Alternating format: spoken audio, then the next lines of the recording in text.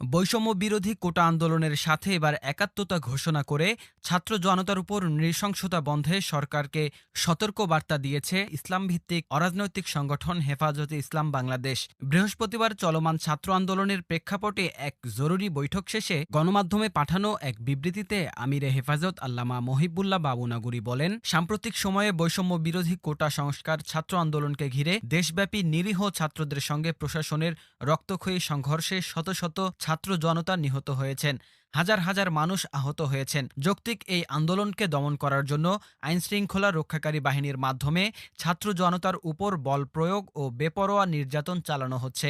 এছাড়া বিপুল সংখ্যক শিক্ষার্থী ও সাধারণ জনতাকে নির্বিচারে গ্রেফতার করা হচ্ছে। এসব ঘটনার তীব্র নিন্দা জানিয়ে তিনি দেশের সকল মসজিদের ইমাম ও খতিবদের কুনুতে নাজেলা পড়ে দেশ ও জাতির কল্যাণে এবং বিচার বহির্ভূত জুলুম থেকে নিরস্ত্র মানুষকে হেফাজতের জন্য